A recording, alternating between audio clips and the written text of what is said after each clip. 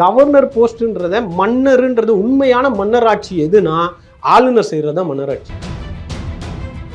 அதுக்கப்புறம் தலித் மற்றும் ஏழை மாணவர்களுக்கு பெரிதும் உதவும் மாநில பல்கலைக்கழகங்களின் தரத்தை உயர்த்துவதன் விளைவுகள் எந்த ஒரு தர மேம்பாடும் மாணவர்களை ஆர்வமுள்ளதாகவும் ஊக்கமளிப்பவர்களாகவும் மாற்றும் என்பதால் இது தனது அரசியல் எதிர்காலத்துக்கு அச்சுறுத்தலாக இருக்கும் என முதல்வர் ஸ்டாலின் அச்சப்படுகிறாரா? இது எவ்வளவு அபாயகரமான ஸ்டேட்மெண்ட். கவர்னர் பேசலாமா? அது he should be apolitical. இது இவ்வளோ பெரிய ஆபத்து. நமக்கு இன்ஃப்ராஸ்ட்ரக்சரை பில்ட் பண்ணி கொடுக்கறது மாநில அரசு, எல்லாமே மாநில அரசு பண்ணுது. அப்போது my supreme master is state government அப்படின்றத வைஸ் சான்சலர்ஸ் உணர்ந்துருக்காங்க. அதனால ஆளுநருக்கு கட்டுப்பட தயாராக இல்லை. அவர் ஒரு கன்சர்ன்ல சொல்றாரு அப்படின்னு நம்ம யோசிக்க கூடாதா? கல்வித்துறை கொஞ்சம் லோவா இருக்கு, இன்னும் கொஞ்சம் உயர்த்தணும் அவரோட அப்படின்னு யோசிக்க கூடாதா? அவரோட கன்சர்ன் என்னன்றது உச்ச நீதிமன்றம் புட்டு வச்சுச்சே. 10 மசோதாக்களை நிறுத்தி வைக்கிறப்ப என்ன கன்சர்ன் இருந்துச்சு? தொலைபேசியில நிறைய மிரட்டினாங்கன்னு சொல்றாரு. அப்படி அது நடந்திருக்குன்னா வெளிப்படையா போனுங்க. இந்த துணைவேந்தர் சொல்லியிருக்காரு, இந்த துணைவேந்தர் சொல்லியிருக்காரு, இந்த துணைவேந்தர் சொல்லியிருக்காரு, இந்த ஆதாரம் காட்டுங்க. அவர் ஐபிஎஸ் ஆஃபீஸர் தானே, ஒரு சார்ஜ் வைக்கிறதுக்கு குறைந்தபட்ச டேட்டா வேணும்ல. அவர் அம்பலப்பட்டுக்கிட்டார்.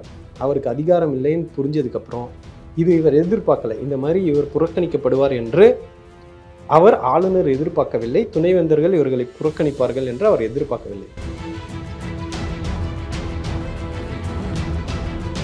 ஸ்கூல் எஜுகேஷன் டேட்டாவாக இருக்கட்டும், இல்லை ஹையர் எஜுகேஷன் டேட்டாவாக இருக்கட்டும், என்ரோல்மெண்ட் ரேஷியோவை பற்றி பேசுவோம், எத்தனை பேர் பாஸ் ஆகுறாங்கன்றதை பற்றி பேசுவோம், எத்தனை பேர் படித்த படிப்பில் வேலை கிடைக்குதுன்னு தேடுவோம், அந்த கிடைச்ச வேலையில் அவங்க சஸ்டெயின்டாக இருக்காங்களான்றதை பேசுவோம்.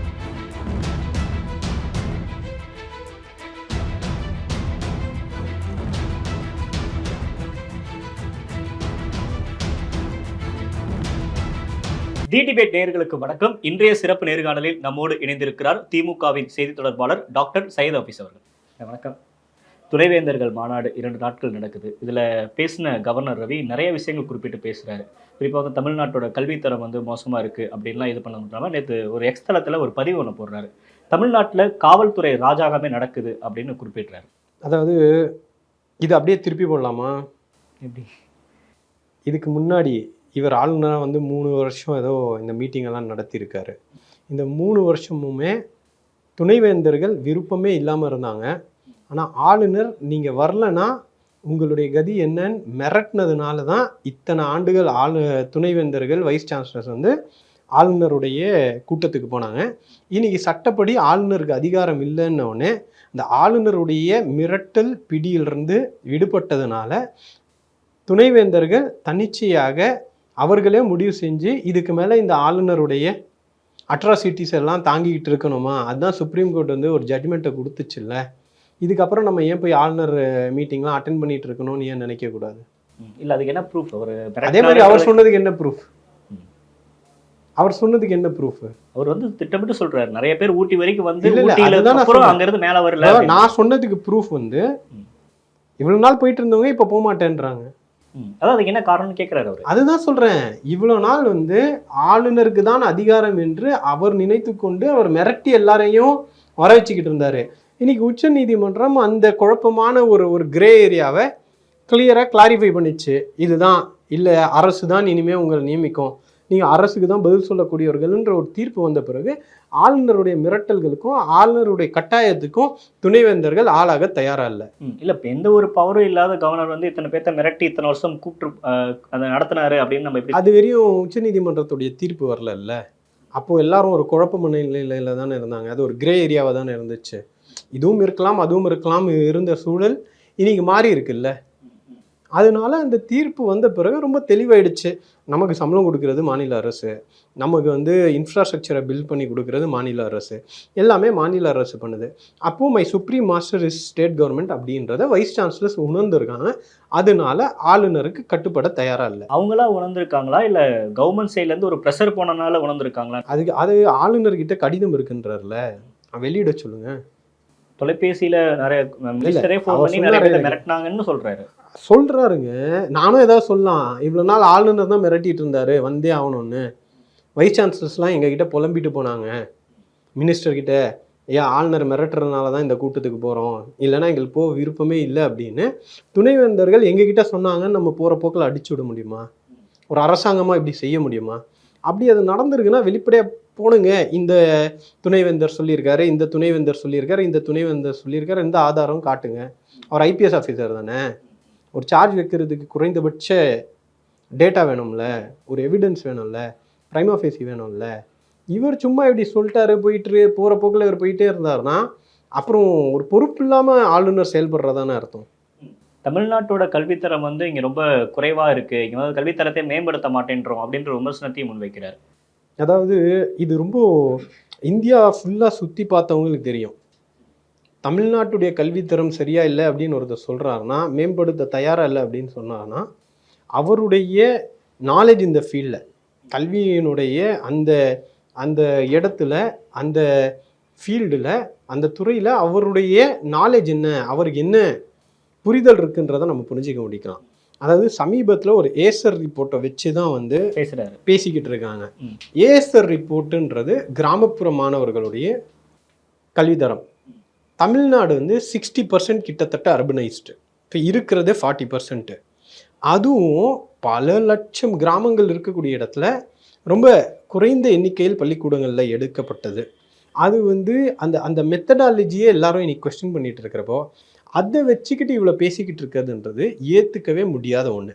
இன்னைக்கு ஸ்கூல் எஜுகேஷன் டேட்டாவாக இருக்கட்டும், இல்லை ஹையர் எஜுகேஷன் டேட்டாவாக இருக்கட்டும், என்ரோல்மெண்ட் ரேஷியோவை பற்றி பேசுவோம், எத்தனை பேர் பாஸ் ஆகுறாங்கன்றதை பற்றி பேசுவோம், எத்தனை பேர் படித்த படிப்பில் வேலை கிடைக்குதுன்னு தேடுவோம், அந்த கிடைச்ச வேலையில் அவங்க சஸ்டெயின்டாக இருக்காங்களான்றதை பேசுவோம். இதெல்லாம் தான் ஒரு அவுட்கம் உடைய, ஒரு கல்வி எஜுகேஷனல் அவுட்கம் உடைய டேட்டா. இது எல்லாத்துலேயும் தமிழ்நாடு நல்லா இருக்குன்னு நீங்கள் தானே சொல்கிறீங்க.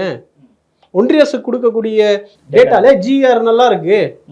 இந்த வருஷம் வந்து புதுமை பெண் திட்டம் இதெல்லாம் கொண்டு வந்து அரசு பள்ளியிலிருந்து வரக்கூடிய மாணவர்களுடைய எண்ணிக்கை ஜிஆர் அதிகமாக இருக்குது அப்படின்னு சொல்கிறாங்கன்னா, அப்போ இந்த பேராமீட்டரை ஒரு புறந்தள்ளி விட்டுட்டு அரசியல் நோக்கத்தோடு உள்நோக்கத்தோடு தமிழ்நாடு கல்வித்துறையை தொடர்ந்து டேமேஜ் பண்ணுறது ஒரு அஜெண்டாவோட இருக்குல்ல. இந்த அஜெண்டாவை கேள்வி கேட்கணுமா வேணாமா? நாங்கள் என்ன புதுப்பிக்கலை? அப்போ புதுப்பிக்காமலா இத்தனை ஸ்கீம்ஸை கொண்டு வந்திருக்கோம், சிலபஸ் அப்டேட் பண்ணிக்கிட்டு இருக்கிறோம். கிராமப்புற மாணவர்களுக்கு தமிழ் எழுதவே தெரியல, எழுத படிக்கவே தெரியல. அது வந்து அந்த ஏசர் டேட்டா ரிப்போர்ட்டை மட்டும் வச்சுக்கிட்டு நீங்க தமிழ்நாடே நாசமா போச்சுன்ற அளவுக்கு கட்டமைக்கிறது தான் உங்களுடைய உள்நோக்கம்ன்ற. இல்ல, ஒரு 4 வருடம் இங்க கவர்னரா இருந்திருக்காருன்றப்ப அவரு எல்லா இடத்துக்கும் பயணிச்சிருக்காருல்ல. ஒன்றும் இல்லை, இப்போ கூட வரீங்களா போகலாம், ஏதாவது ஒரு பள்ளிக்கூடத்துல கொடுத்து தமிழ்ல எழுத முடியலன்னு பார்க்கலாம். ஸ்கூல்ல படிச்ச பையன் இல்ல, வாங்க போவோம். நான் சொல்றேன், இல்ல அவரோட பண்றதுக்கு நான் சொல்றேன். நீங்க கேட்ட கேள்வி எனக்கு புரியுது. நானும் ஆளுநருக்கு தான் இந்த சவாலை விடுறேன். வாங்க போகலாம், கேமரா எடுத்துகிட்டே போவோம், எத்தனை பேர் எழுதுறாங்க எத்தனை பேர் எழுதுலன்னு பார்ப்போம், அதுக்கப்புறம் முடிவு பண்ணுவோம். இல்லை, அவருக்கு இந்த அரசாங்கத்தை ஏதோ ஒரு வகையில், இல்லை அரசாங்கத்தோட கல்வித்தரத்தை வந்து ஏதோ ஒரு வகையில் வந்து அவர் ஸ்கான் பண்ணுறது மூலயமா, அதை வந்து ப்ளேம் பண்ணுறது மூலயமா அவருக்கு என்ன அரசியல் லாபம் கிடைச்சிட போகுது? அவர் ஒரு நான் பொலிட்டிக்கல் அதில் தான் இருக்கார். அவர் நான் பொலிட்டிக்கலா? மனசு தொட்டு பேசுங்க, மனசு தொட்டு பேசுங்க. அவர் நான் பொலிட்டிக்கலா நடந்துக்கிறாரா? இல்ல அவர் நான் பொலிட்டிக்கலா இருக்கணும். ஆனா அவர் நான் பொலிட்டிக்கலா இல்லைன்னு தான் உச்சநீதிமன்றம் தீர்ப்பு சொல்லுது. இப்ப பிரச்சனை இங்கன்னு தான் வருது. கவர்னருன்றது, அந்த பதவின்றது ஒரு மரபுக்காக, அதுல வந்து நல்ல நோக்கம் கொண்டு அரசியலமைப்பை பாதுகாக்கக்கூடியவர்கள் அந்த இடத்த பிடிக்கணும்னு தான் அந்த பொறுப்பே உருவாக்கப்பட்டுச்சு. ஆனா அவர் எந்த வேலைக்காக அனுப்பப்பட்டாரோ, அம்பேத்கர் சொல்றாரு, the duty of the governor is to protect the constitution. அதுக்காக தான் அந்த பதவியே இருக்கு. யாருமே கான்ஸ்டிடியூஷனை மீறாம பாத்துக்கிறது தான். ஆனா அந்த ஆளுநர் உச்ச நீதிமன்றத்தால் கண்டிக்கப்பட்டிருக்காரு. என்னன்னு கண்டிக்கப்பட்டிருக்காரு? நீ கான்ஸ்டிடியூஷனை காப்பாத்தலன்னு கண்டிக்கப்பட்டிருக்காரு. ஒரு நல்ல நோக்கத்தோடு செயல்பட வேண்டிய ஆளுநர் கெட்ட நோக்கத்தோடு செயல்பட்டிருக்காரு அப்படின்றத உச்ச நீதிமன்றம் தீர்ப்பு சொன்ன பிறகும் இந்த வேலைன்றது என்னன்னா, தமிழ்நாட்டு மக்களுடைய ஜனநாயக உரிமையை போட்டு பார்த்துக்கலாம் அப்படின்றது. தேர்ந்தெடுக்கப்பட்ட அரசுக்கு ஆதரவாக ஒரு தீர்ப்பு வந்த பிறகும் நான் ஒரு பிக் பிரதர் ஆட்டிடியூடோட பெரிய மாநாடு வந்து எனக்கு ஏற்கனவே முடிவு செய்யப்பட்டது, திட்டமிடப்பட்டது, இது எப்படி நம்ம வந்து பிரேக் பண்ண முடியும்? இல்ல, திட்டமிடப்பட்டுச்சு. அப்புறம் உங்களுடைய அதிகாரத்தை சுருக்கியாச்சா இல்லையா? அதுக்கப்புறம் மாநில அரசோட கலந்துக்கிட்டீங்களா? இந்த மாதிரி ஒரு மாநாடு நடத்த போறேன்னு இணைவேந்தரா ஒருத்தர் இருக்கார்ல, மாநில கல்வி அமைச்சர் இருக்கார்ல, அவர்கிட்ட பேசுனீங்களா? அவர்கிட்ட கலந்து ஆலோசிச்சு தான் இந்த மாநாடு நடத்துறீங்களா? அப்போ நான் வந்து பிரச்சாரத்துக்கு வர மாட்டேன், நான் வந்து மக்கள்கிட்ட ஓட்டு கேட்க மாட்டேன், நான் வந்து எந்த வேலையும் பண்ண மாட்டேன், ஆனால் மக்கள்கிட்ட திட்டு வாங்கி மக்கள்கிட்ட வந்து போய் பிரச்சாரம் பண்ணி ஒவ்வொரு வீடாக சுற்றி எனக்கு ஓட்டு போடுங்க ஆட்சிக்கு வந்தால் இதெல்லாம் செய்வேன்னு சொல்லக்கூடிய அந்த மாநில அரசுகிட்ட கேட்காம நான் வந்து பீகார்லேருந்து வருவேன், என்னை வந்து ஒருத்தங்க நியமிச்சிருக்காங்க, அதனால நான் அதிகாரத்தை இந்த தேர்ந்தெடுக்கப்பட்ட அரசின் மீது செலுத்துவேன் அப்படின்னா இது ஜனநாயகத்தை போட்டு பார்த்துக்கலாம்னு சொல்லக்கூடிய மனநிலையா இல்லையா? இது ஏன் நீங்க கவர்னர் சொல்றதை வந்து எப்பயுமே ஒரு எதிர்க்கட்சி சொல்ற அந்த ஆட்டிடியூடோட நம்ம அணுகிறோம்? அவர் வந்து ஒரு கன்சர்ன்ல சொல்றாரு அப்படின்னு நம்ம யோசிக்க கூடாதா? கல்வித்தரம் வந்து கொஞ்சம் லோவா இருக்கு, இன்னும் கொஞ்சம் உயர்த்தணும் அவரோட அப்படின்னு ஒரு அப்படி நம்ம யோசிக்க கூடாதா? அவரோட கன்சர்ன் என்னன்றது உச்ச நீதிமன்றம் புட்டு வச்சுச்சே. 10 மசோதாக்களை நிறுத்தி வைக்கிறப்ப என்ன கன்சர்ன் இருந்துச்சு, என்ன அக்கறை இருந்துச்சு? அது கன்சர்னா? 5 வருஷமா ஒரு மசோதாவை கிடப்புல போடுறது கன்சர்னா? ஏன் டெமோக்ரஸி தாங்க முக்கியம், ஜனநாயகம் முக்கியம். ஜனநாயக ரீதியாக தேர்ந்தெடுக்கப்பட்ட ஒரு அரசாங்கம் ஏதாவது ஒரு தப்பு பண்ணுதுன்னு வச்சுக்கோங்க, அது அந்த அரசாங்கம் மக்கள்கிட்ட தான் 5 வருஷத்துக்கு கழிச்சு போய் நிற்கணும். அவங்கள தண்டிப்பாங்க சரியா தப்பான்னு. நீங்க யார் அதை முடிவு பண்றதுக்கு? அவருக்கு ஒரு பாயிண்ட் இருக்கும்ல, இது சரியா இருக்கு இது தப்பா இருக்குன்னு அவர் சொல்றதுக்கே அந்த உரிமை இல்லையா? என்ன சொல்றேன், அவருக்கு ஒரு பாயிண்ட் இருக்கலாம். கவர்னர் மாளிகையில் லான் வந்து கொஞ்சம் உயரமாக இருக்கட்டும், இல்லை இந்த கலர் பெயிண்ட்டு சரியில்லை, டேபிள் வந்து இந்த மாதிரி ரிசப்ஷன் ஏரியாவில் வைக்காதீங்க அப்படின்னு இந்த கன்சர்ன் ஆளுநருக்கு இருக்கலாம். இது அவருக்கான உரிமை. ஆனால் மாநில அரசு என்ன பண்ணணும் என்ன பண்ணக்கூடாதுன்னு முடிவு பண்ணுறது அவரோட கன்சர்னாக இருக்க முடியாது. கான்ஸ்டிடியூஷன் தான், அரசியலமைப்பு என்ன சொல்லியிருக்கோ அதுக்குள்ளே அவர் எவ்வளோ வேணாலும் கவலைப்பட்டுக்கலாம். இது வெளிப்படையாக வந்து அரசுக்கு எதிராக கருத்தை சொல்கிறது இதெல்லாம் வந்து அவர் கன்சர்னா இருந்தா கூட இப்படி பொது வெளியில நம்ம தீர்ப்புல இருந்து அவன் பேசினாலும் கூட துணைவேந்தர்களை வந்து இனிமேல் நியமிக்கிறது அது எல்லாமே வந்து மாநில அரசு கட்டுப்பாட்டுல வந்திருக்கு. ஆனா வேந்தரா வந்து இன்னும் கவர்னர். இணைவேந்தர் யாருன்றேன், நீங்க டைரக்டா துணைவேந்தர் கிட்ட தான் பேசுவீங்களா? அப்புறம் இணைவேந்தர் எதுக்கு? இணைவேந்தரை கூப்பிட்டீங்களா? கொடுக்கலையே. கொடுத்தீங்களா? ஒரு துணைவேந்தர்கள் இருக்காங்க, அதுல கிட்டத்தட்ட ஒரு 9 பேர் தான் கலந்துக்கிறாங்க, மீதி 32 பேர் கலந்துக்கல அப்படின்றப்ப ஒரே டைம்ல எல்லாரும் இப்படி இந்த முடிவு எடுப்பாங்க. அப்ப இதுக்கு வந்து அரசு வந்து ஏதோ ஒரு அழுத்தம் கொடுத்திருக்கு, காவல்துறை வச்சு ஒரு அழுத்தம் கொடுத்திருக்குன்னு தானே சொல்றாங்க. தீர்ப்பு தான், ஜட்மெண்ட் ஸ்பீக்ஸ் ஃபார் இட்செல்ஃப். அவ்வளவுதான். நீங்க ஏன் என்ன கூப்பிட்டீங்க? டிஎம்கே ஸ்போக் பர்சன், நல்லா பேசுவீங்க, கண்டென்ட் நாலேஜ் இருக்கும், ஓகேவா? நான் வந்து இன்னைக்கு டிஎம்கேவை ரெப்ரசன்ட் பண்ணி டிஎம்கேவோட கருத்து கேட்கணுன்றதுக்காக தான் என்ன கூப்பிடுறீங்க. நாளைக்கு என்ன கட்சியிலேருந்து என்னை தூக்கிட்டாங்க, ஐ எம் நோபடி இந்த பார்ட்டி, என்னை கூப்பிட்டு பேசுவீங்களா? டிஎம்கேவோட கருத்து என்ன சொல்லுங்க, கேட்க மாட்டேன், ஓகேவா? அவ்வளோதான். அப்போ உங்களுக்கு என்ன அதிகாரம் கொடுக்கப்பட்டிருக்கோ அந்த அதிகாரத்தை பொறுத்து உங்கள் கீழே இருக்கிறவங்களை மதிக்கிறதும் மதிக்காததும். காவல்துறையை விட்டு மிரட்டினாங்க, வீட்டுக்கு வெளியே நிக்க வச்சாங்க, கதவை தட்டி எல்லாம் டார்ச்சர் பண்ணாங்க அப்படின்னு ஒரு அடுக்கடுக்கான விமர்சனங்கள் எடுக்கிறாரு. அவர் ஒரு உளவுத்துறை அதிகாரி, அதனாலதான் சொல்றாரு. இல்லை, அதனாலதான் கதையை கற்பனையா எழுதிக்கிட்டு இருக்காரு. இந்த நாவல்லாம் இருக்கும்ல, கிரைம் நாவல்லாம், அந்த மாதிரி வந்து கதவு தட்டப்பட்டுச்சு, கிளம்புனாங்க, அப்போ வந்து அப்படியே நிறுத்தப்பட்டுச்சு, சீக்ரெட் போலீஸ்லாம் வந்து நாவலில் வர வார்த்தைகள். சீக்ரெட் போலீஸ்ன்ற வார்த்தையை பயன்படுத்தியிருக்காரு. சீக்ரெட் போலீஸ்லாம் இன்னைக்கு இருக்கா? யாராவது பயன்படுத்துகிறோமா? நாவல் படிக்கிறவங்களுக்கும் கதை சொல்கிறவங்களுக்கு தான் இந்த மாதிரி சீக்ரெட் போலீஸ் இந்த வார்த்தைகள்லாம் வரும். அந்த மாதிரி அவர் ஏதோ கதையாக எமர்ஜென்சியை ஞாபகப்படுத்துதுன்றாரு. எமர்ஜென்சியை எது ஞாபகப்படுத்துதுன்னா, சட்டத்தை பார்த்துக்க நீ ஏற்றுக்கிட்டே இரு, நான் 5 வருஷம் கிடப்பில் போடுன்றது தான் எமர்ஜென்சி.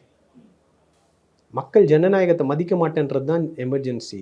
அவங்கெல்லாம் எமர்ஜென்சியை பற்றி பேசுகிறதுக்கான எந்த அருகதையும் கிடையாது. திராவிட முன்னேற்ற கழகத்தை போல எமர்ஜென்சியால் பாதிக்கப்பட்ட எந்த ஒரு கட்சியும் இருக்காது. அதனால் எமர்ஜென்சினா என்னன்னு பார்த்தவங்க நாங்கள், எங்ககிட்ட எது எமர்ஜென்சிலாம் நீங்கள் சொல்லாது. காவல்துறை சொல்கிறத நம்பியே முதலமைச்சர் இயங்குறாரு, செயல்படுறாருன்ற விமர்சனத்தையும் கூடுதலாக முன் வைக்கிறார்.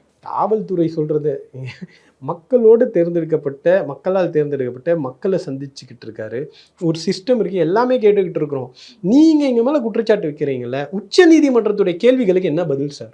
ஒரு தார்மீகம் இருந்தால், ஒரு குறைந்தபட்ச அறம்னு இருந்தால் இந்நேரத்துக்கு ராஜினாமா பண்ணிட்டு போவேனா?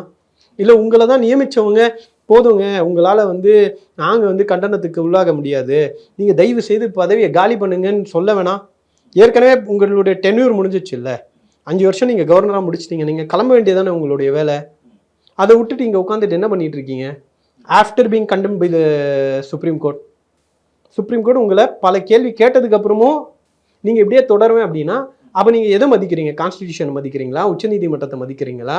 இல்லை மக்களுடைய ஜனநாயகத்தை நம்புறீங்களா? எதுவுமே நம்பாமல் ஒரு ஃபாசிஸ்ட் மாதிரி செயல்படுவேன்னா இதெல்லாம் பொறுத்துட்டு பார்த்துட்டு இருக்க முடியுமா?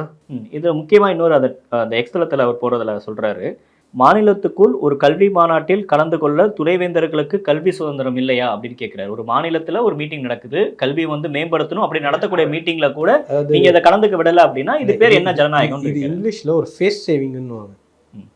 அவர் வந்து அம்பலப்பட்டு விட்டார், அவருக்கு அதிகாரம் இல்லைன்னு புரிஞ்சதுக்கு அப்புறம் இது இவர் எதிர்பார்க்கல, இந்த மாதிரி இவர் புறக்கணிக்கப்படுவார் என்று அவர் ஆளுநர் எதிர்பார்க்கவில்லை, துணைவேந்தர்கள் இவர்களை புறக்கணிப்பார்கள் என்று அவர் எதிர்பார்க்கவில்லை.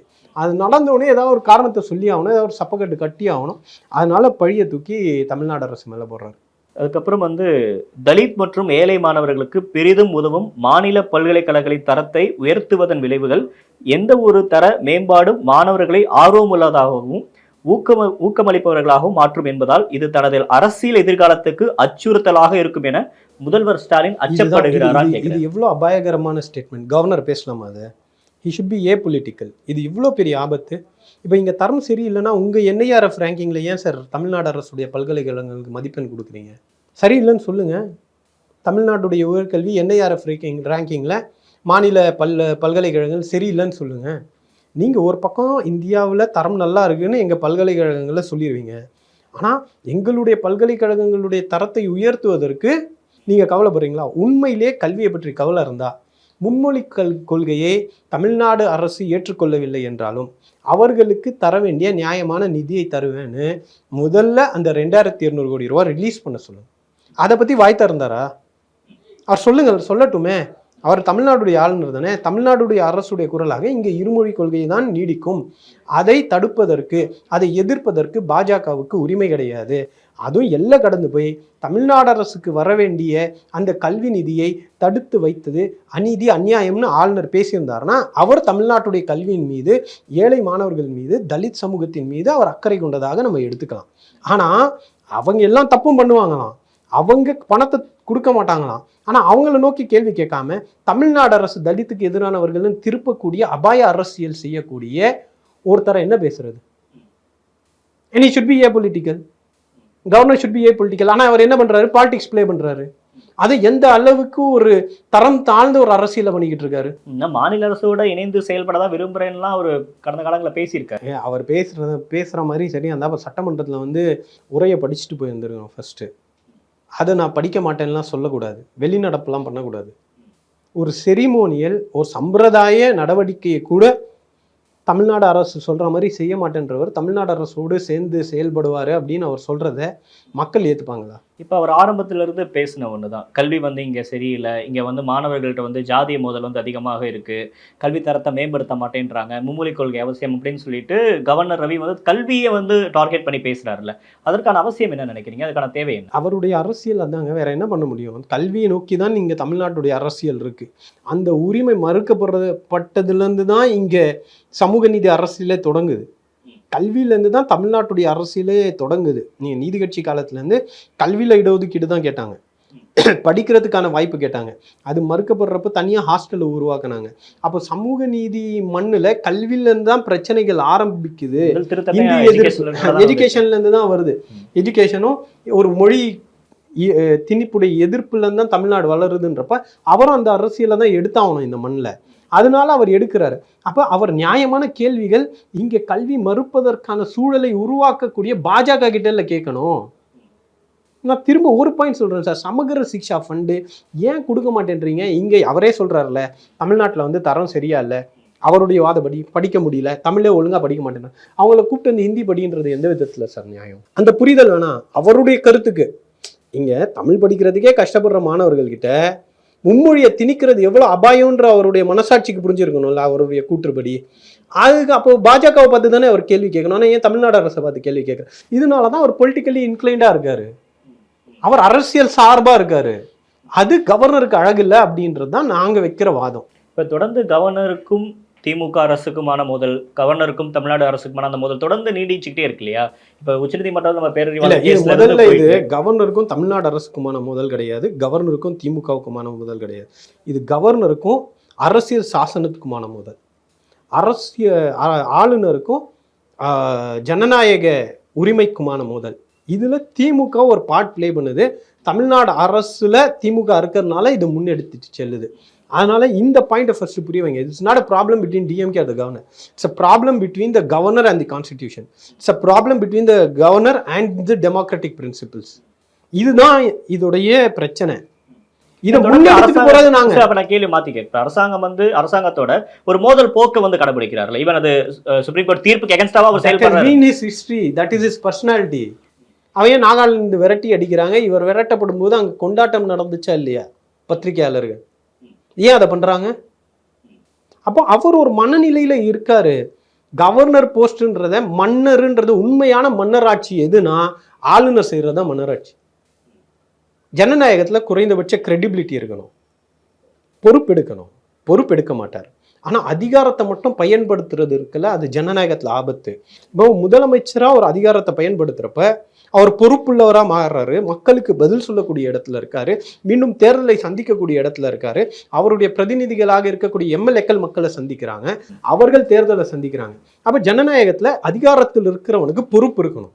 There should be accountability, credibility. ஆனால் ஆளுநருக்கு என்ன அக்கௌண்டபிலிட்டி இருக்குது, என்ன credibility இருக்குது, ஆனால் அதிகாரத்தை மட்டும் பயன்படுத்துவேன் அப்படின்றத இது குறைந்தபட்ச ஜனநாயகத்துக்கு எதிரானது தானே. இந்த மோதல் போக்க அவர் அரசோட கடைபிடிக்கிறதுன்றது இன்னும் ஆபத்தானது. இன்னைக்கு அரசுன்றது மக்களுடைய மேண்டேட் பெற்ற, மக்களுடைய வாக்குகளை பெற்று, அவர்களுடைய ஆதரவு பெற்று வந்திருக்கக்கூடிய அரசாங்கம். அப்போ ஜனநாயக முறைப்படி அரசு தான் மக்கள். அந்த மக்களை எதிர்த்துட்டு நீங்க பேசிட்டு இருக்கீங்களே, அப்ப இது என்ன மன்னராட்சியா இல்லையான்ற கேள்வி வருது இல்ல ஆளுநருக்கு எதிரா. இப்ப நீங்க தொடர்ந்து ஆளுநருக்கு ஆதரவாக பேசக்கூடியவங்க சொல்லக்கூடிய வாதம் இப்ப ஆளுநருக்கு எந்த ஒரு இதுவும் இல்லை, ஆளுநர் நீங்க சொல்ற மாதிரி ஒரு போஸ்ட்மேனா தான் இருக்கணுமா அப்படின்றதெல்லாம் எந்த வகையில சரி அப்படின்னு. ஐயோ, இதுதாங்க அம்பேத்கர் சொல்லிட்டு போனாரு. கான்ஸ்டிடியூஷன் அசம்பிளியுடைய டிபேட்ஸ் படிச்சீங்கன்னா அப்ப ஆளுநரே இருந்தா அப்புறம் மாநில அரசு எதுக்கு ஓட்டு போடணும், எதுக்கு நான் செய்தி தொடர்பாளராக நீங்க கூப்பிட்ட உடனே உட்காந்து இந்த விளக்கத்தை கொடுக்கணும். ஆளுநர் எல்லா வேலையும் பார்த்துட்டு போயிடலாமே. இப்போ ஏன் முதலமைச்சர் இருக்கணும், ஏன் எம்எல்ஏக்கள் இருக்கணும், அமைச்சரவை இருக்கணும், சட்டமன்றம் இருக்கணும், இதெல்லாம் தேவையே இல்லையே. ஆளுநரை எல்லாம் பண்ணிட்டு போயிடலாமே. ரொம்ப கிளியராக டிஃபைன் பண்ணியிருக்குங்க அரசியல் அமைப்பில் ஆளுநருடைய வேலை. ஒரு அரசாங்கம் அரசியல் அமைப்புக்கு எதிராக செல்லாமல் பார்த்து கொள்றது தான் அவங்களோட வேலை. புரியுதா? ஒரு கான்ஸ்டிடியூஷனுக்கும் ஒரு ஸ்டேட் கவர்மெண்ட்டுக்கும் கான்ஃப்ளிக்ட் வரும்போது மட்டும்தான் ஆளுநருடைய ரோல். மற்றபடி இட்ஸ் அ செரிமோனியல் ரோல். மற்றபடி இது ஒரு சம்பிரதாய பதவி. It's a titular head of the government. Executive ஹெட்ன்றது ஒரு செயல்படுத்தக்கூடிய தலைமை, எக்ஸிக்யூட் பண்றது. இது ஒரு செரிமோனியல் ஹெட். சம்பிரதாயத்திற்கு ஒரு தலைவரை வச்சுக்கிட்டு செயல்படுத்துவதற்காக இருக்கக்கூடிய ஒரு தலைவர் முதலமைச்சர். அந்த முதலமைச்சருக்கு எல்லா அதிகாரமும் இருக்கிறது. இப்போ அதிகாரம் இருக்கக்கூடியவர்களுடைய அதிகாரத்தை சம்பிரதாய தலைவர் பறிக்கலாமான்றது தான் கேள்வி. இன்னொரு பக்கம் தமிழக வெற்றி கழகம் பூத் கமிட்டி மாநாடு அப்படின்னு சொல்லிட்டு அவங்க அரசியலை தீவிரப்படுத்தி இருக்காங்க. இதை எப்படி பாக்குறீங்க? இன்னொரு பக்கம் அதிமுக பாஜக கூட்டணி, இது எல்லாமே திமுக ஒரு மாதிரி டிஸ்டர்ப் பண்ணுதா? வாழ்க, வாழ்த்துக்கள், அவ்வளவுதான். நன்றி, வணக்கம்.